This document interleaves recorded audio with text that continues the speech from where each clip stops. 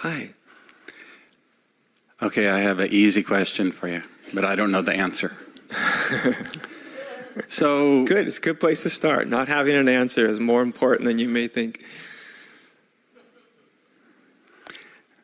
So if I'm like an awareness or a conscious spirit and I'm aware during the day of all my thoughts, feelings, or at least some of them, and circumstances, my body, other people, okay, I'm cool with that, but here's this first simple question. When I'm asleep, this body is asleep and not dreaming, where is the awareness? How is it relevant? Well, who am I when I'm in that time? There's a good question. Fascinating that you go to sleep. When you're in deep sleep, when you're not dreaming, then you're not thinking. When you're not thinking, you can't conjure your idea of yourself up. Right? Because that's what our psychological self is conjured up through the process of it's a mental process. It's a verb. It's just something that it's literally a waking dream. Our idea of ourself, our image of ourself is literally a waking dream. How do we know? Because as soon as you stop, your mind stops doing that, that self is obliterated. We call it sleep. And we need it to be obliterated, otherwise we go kind of nuts after a while. Literally, you go enough time without sleeping, and your mind really gets quite, right? So I'm not thinking I'm anything. I'm not thinking I'm anything. Right, when you're not thinking, what are you when you're not thinking?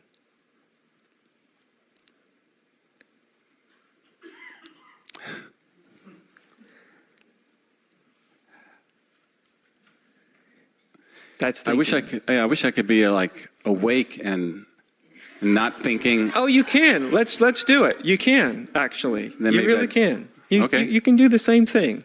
Okay. Now the trick here is I'm not asking you to make any effort whatsoever. Okay. So no struggle, no effort. Don't even try to do it. That's key. Not even going to try to do it. Okay. So for 5 seconds, everybody. For 5 seconds, without knowing how, without even intending anything, for 5 seconds, we're just not going to think about ourselves. Sounds strange. Just 5 seconds. Okay, here we go.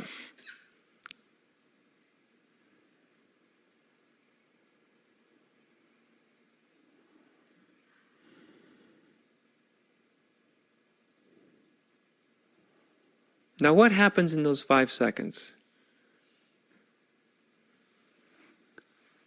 Where do you go in those 5 seconds? I was thinking about you. I should have said, don't think about me either. It was better than thinking about me. This is actually, what you're touching upon is actually something that's really quite amazing. That's the amazing thing about truths. The truths are so out in the front. They're so open, and that we just don't even pay attention to them. Like if you just notice for a moment, 2, 3. Now in those 5 seconds, you, whatever you are, you didn't disappear. But in those 5, when you're not thinking about yourself, not only do you, as you know yourself, disappear, as you can think about yourself, but your parents disappeared, your birth disappeared, yesterday disappeared, tomorrow disappeared, your children disappeared. Everything that thought conjures disappears. Just literally, you stop thinking about it, and it disappears from your mind, right? Now, if you have a child, you can stop thinking about your child, and we can turn you around and remind you that your child's there even when you're not thinking about your child. But with yourself, when you're not thinking about yourself, we can't find you.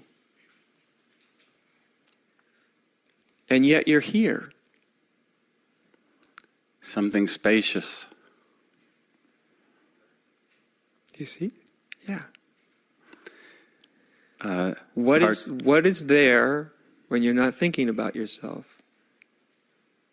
So we transfer from thinking, at least as a linking point, not ultimately, but a link is from thinking to experiencing. What's my experience of being when I'm not thinking about myself? So am I experiencing something while I'm asleep? I don't know. You're the one sleeping. Part 2 is... If you were to ask me, Okay. I can tell you from personal experience, it is very possible, and it probably will visit you at some point, that it is possible to be completely awake while your body sleeps. I love it. Don't pursue it, because then you'll you'll make sleepless okay now. nights.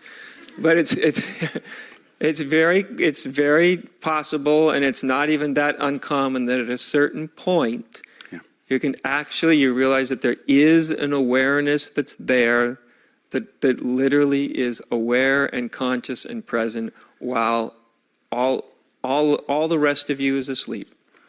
So this is really exciting for part 2. When your body is dead, when my body dies, then what's the awareness? Are you going to go ahead and say that it's still there too? It's not relevant to me. It may be relevant to you. The whole death thing, I just don't understand how it's relevant.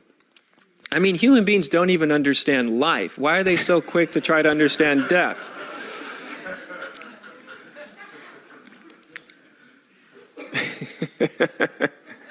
Okay, thank you. Let me just put it this way. The thing that's concerned about death, the part of you that's concerned about death, it will not survive death.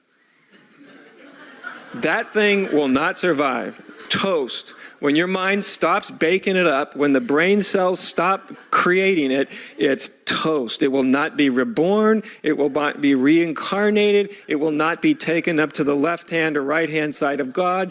That thought-created self is toast. Gone. So that's only a problem while I'm alive. Yeah. I love that. Death's only a problem while I'm alive. Yes. I'm done. Thank you. Thank you. All right.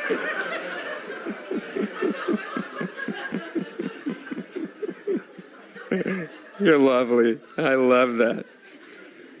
By the way, I don't mean that, questions of death aren't, it's not that they're not relevant. In a certain way, they are relevant, but we put death off till this moment in time where, people are crying over our casket or laughing or whatever.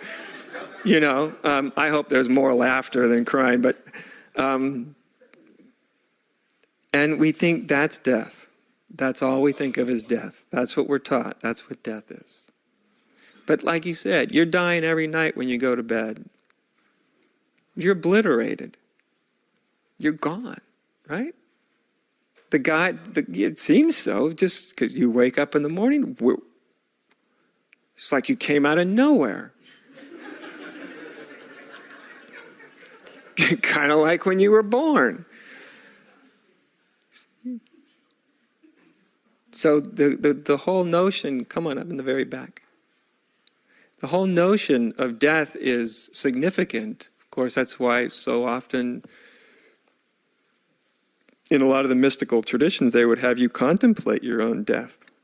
The reason is because the part of us that's afraid of dying is what we're not. It's not what we are. You see, so the thing that's so concerned about death is actually, paradoxically, it's the only thing that will really die, you see. Because we're not, human beings, we think that we're really concerned about our biological survival, but we're not. That's what we think. But imagine what we're really concerned about. The reason death terrifies people, their biological death terrifies them, is they think when my biological death comes, my psychological self will be dead. Toast. I will be dead. Now, if you had an absolute, completely convincing belief that you would survive death, it wouldn't be a problem, would it? So what? Death comes, big deal. I survive. You see, so it's our death. We think it's about our physical body, but only because we associate ourself with our physical body, right? But it's this thing, it's what I think about myself, my capacity to think about myself, my capacity to know that I am here and present, is if that disappears, that's what we're really concerned about, isn't it? That's what we're really concerned about. And we will believe anything that will some way tell us that we will retain that. I am not saying whether you will or you won't. I'm not saying either way, mostly because I don't want to leave people with just another idea in their head or a belief, because the question is much more important than any answer anybody could give you. Because the question takes you into the reality of you. The answers just protect you from the reality of you. You know?